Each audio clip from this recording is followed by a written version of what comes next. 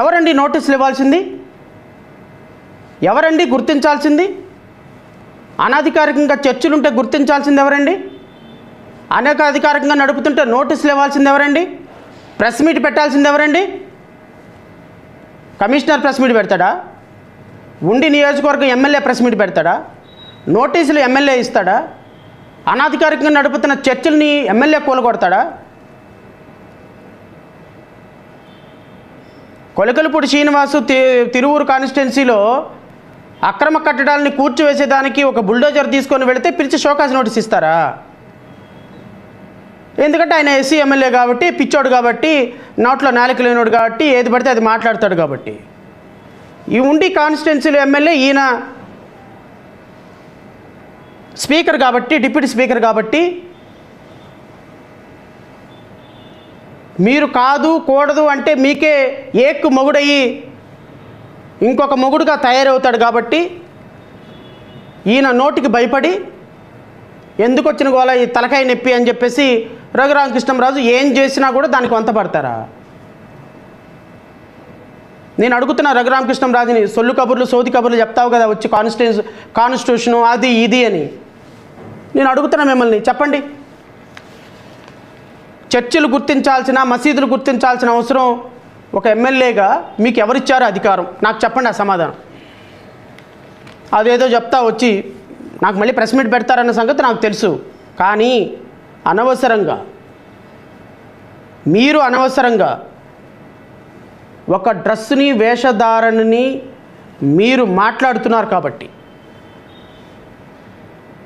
మీకు ఓట్లు వేసినటువంటి ప్రజలని భయభ్రాంతులకు గురి చేస్తున్నారు కాబట్టి, ఈరోజు మీకు ఓట్లు వేసిన నేరానికి కొన్ని వందల మంది ఊర్లు వదిలి, తల్లిదండ్రులను వదిలేసి ఎక్కడో దాక్కొని చెయ్యని నేరానికి నరక యాతన అనుభవిస్తున్నారు గత వారం 10 రోజుల నుంచి. కేవలం మీ యొక్క ప్రోత్సాహం వల్ల, మీ యొక్క శాడిజం వల్ల.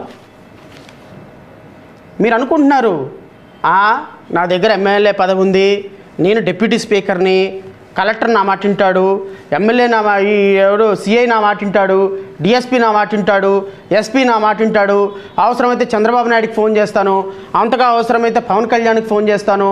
ఎందుకంటే నా మీద దాడి జరగకపోయినా జరిగింది అని ఖండించారు కదా వీళ్ళందరూ. సోకాల్డ్ పవన్ కళ్యాణ్, ముఖ్యమంత్రి, వీళ్ళంతా రఘురామకృష్ణంరాజు మీద జరిగిన పాశవిక దాడిని ఖండిస్తున్నామని ఈ సోకాల్డ్ మనగాళ్ళందరూ కూడా పి గన్నవరంలో ఒక శవాన్ని అడ్డుకుంటే దాన్ని ఖండించలా, ఒక గ్రామాన్ని ఆయన కాన్స్టిట్యున్సీలో వెలేస్తే ఖండించలా, చిన్నపిల్లల మీద దళిత పిల్లలు అని చెప్పేసి దాడి జరిగిస్తే ఖండించలా. వీళ్ళు ఈ దాడులను ఏం ఖండించలేదు. కానీ రఘురామకృష్ణరాజు 200 మంది సైన్యాన్ని వేసుకొని, ఇంకొక 200 మంది పర్సనల్ సెక్యూరిటీని పెట్టుకొని 400 మందితో శ్రీరామనవమి రోజున అక్కడికి వెళ్ళి కావాలని అక్కడ గలాటా క్రియేట్ చేసి, అక్కడ లోకల్ పర్సన్స్ని వీళ్ళే దాడి చేసి, ఆ దాడిలో ఒకళ్ళు ఇద్దరు కార్యకర్తలను గాయపడితే ఆ కార్యకర్తల దగ్గర నుంచి స్టేట్మెంట్లు తీసుకొని కొన్ని వందల 10 మందిని ఎఫ్ఐఆర్లో నమోదు చేసి ఆ ప్రాంతంలోకి ఎవరిని వెళ్ళనీయకుండా, ఎవరిని బయటికి రానియకుండా అక్కడ 144 సెక్షను పోలీస్ పికెటింగ్లు ఏర్పాటు చేసి మమ్మల్ని హౌస్ అరెస్టులు చేసి దమ్ముంటే రండిరా చూసుకుందాం, దమ్ముంటే రండిరా షకావత్తు అంట.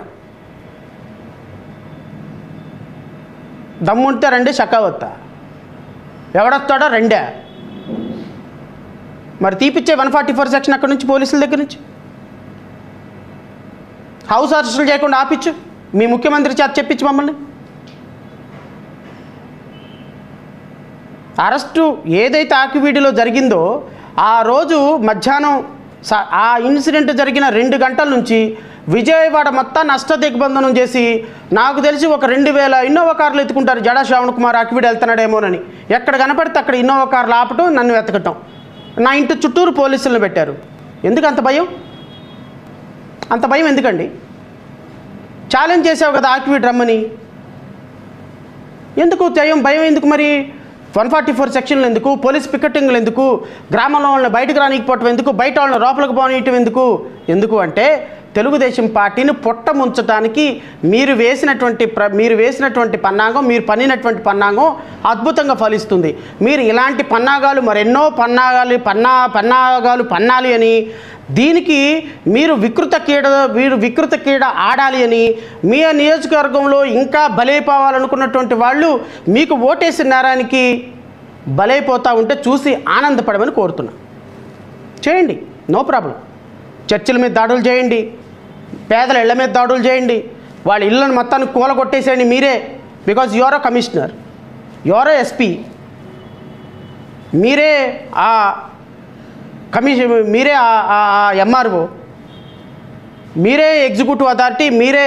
ఇంకా నయ్యం, మీకు బెయిల్ ఇవ్వాల్సింది కూడా నేను రాస్తేనే మీకు కోర్టులో కూడా బెయిల్ అవుతుందని అనలేదు. సంతోషం, అది కూడా అనే రోజులు వస్తాయి. మీ పరిపాలన చూస్తే ఆ స్థాయి కూడా ఉంది. జిల్లా జడ్జి నువ్వు రాసేది ఏంది ఇట్రా, 57 మంది అరెస్ట్ అయ్యారా, 60 మంది అరెస్ట్ అయ్యారా, మీకు లేదు 2 సంవత్సరాలు జైలు శిక్ష అని చెప్పేసి అక్కడే జడ్జిమెంట్ ఇచ్చేసేటట్టున్నారు. మీరు చూస్తే మీ పరిపాలన చూస్తే అట్ట తయారైంది జ్యుడిషియరీ కూడా.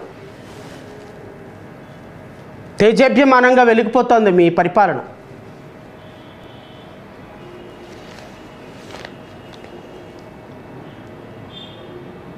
ఇరవై 29 చోట్ల ఇంటి పన్నులు కడుతూ చర్చీలు నడుపుతున్నారు. వారికి 2 రోజుల్లో నోటీసులు ఇస్తాం. రాముడి గుడిలో రాముడికి ఆరాధించకూడదనే చర్చి వచ్చింది కనుక దాని ఆధారంగా ఎన్ని చర్చిలు ఉన్నాయి, అనుమతులు లేనివి ఎన్ని, ఆధారాలు సేకరించాం అని డిప్యూటీ స్పీకర్ రఘురామకృష్ణంరాజు అన్నారు. నేను రఘురామకృష్ణంరాజుకి ఏం చెప్తున్నానంటే, నేను ఈ మధ్యకాలంలో నువ్వు ఇప్పుడు మొదలుపెట్టావేమో, నేను 2 సంవత్సరాల నుంచే మొదలుపెట్టా. ఈ రాష్ట్రంలో అనుమతులు లేని రిలీజియస్ ఇన్స్టిట్యూషన్స్ ఏమున్నాయా అని. నా దగ్గర ఇప్పటికిప్పుడు అనుమతులు లేని రామాలయాలు, అనుమతులు లేని వెంకటేశ్వర స్వామి ఆలయాలు, అనుమతులు లేని హిందూ టెంపుల్స్ ఒక 1000 డేటా ఉంది నా దగ్గర. 1000 ఎక్కడి దాకా ఎందుకు? రెయిన్ ట్రీ అపార్ట్మెంట్ పక్కన వెంకటేశ్వర స్వామిది పెద్ద ఆలయం కట్టినారు. ఎవరు? లింగమనేని రమేష్. దానికి కనీసం పంచాయతీ అప్రూవల్ కూడా లేదని అట్లాంటి గుళ్ళు ఒక 1000 ఉన్నాయి నా దగ్గర. ఏ రోజన్నా నేను కేసు వేశానా? ఏ రోజన్నా మేము మాట్లాడామా? ఎందుకు అంటే అది ప్రభుత్వ అధికారులు చూసుకోవాల్సిన బాధ్యత. ఈరోజు నేను గుళ్ళ మీద కేసులు వేస్తాను, నువ్వు చర్చిల మీద కేసులు వేస్తావు, ఇంకొకరు మసీదుల మీద కేసు వేస్తారు. ఏమైపోతుంది వ్యవస్థ? ఏమైపోతుందండి? అరే, ఒక సాధారణమైన న్యాయవాదిని 10,000 5,000కు తీసుకుని డబ్బులు తీసుకుని వేసే నేనే ఇంత కాన్స్టిట్యూషన్గా ఆలోచిస్తున్నప్పుడు, ఒక రాజ్యాంగ పదవిలో కూర్చొని ఈ రాష్ట్రంలో 5.5 కోట్ల మంది ప్రజలు ఓటేస్తే 164 సీట్లు తీసుకొని ఈరోజు అక్కడ కూర్చున్నటువంటి 175 మంది ఎమ్మెల్యేలకి స్పీకర్గా పెద్దన్న పాత్రలో, ఒక తండ్రి పాత్రలో అందరినీ సమాన దృష్టితో చూడాల్సినటువంటి నీవు ఈరోజు ఒక ప్రాంతం మీద, ఒక మతం మీద, ఒక కులం మీద, ఒక చర్చి మీద విషం కమ్ముతున్నావు అంటే సిగ్గులేదా నీకు? నీకు ఓట్లేసినటువంటి రాష్ట్ర ప్రజలకు కూడా సిగ్గులేదా? ఇదా మీ పరిపాలన? ఇదా మీ వ్యవస్థ? Please subscribe .news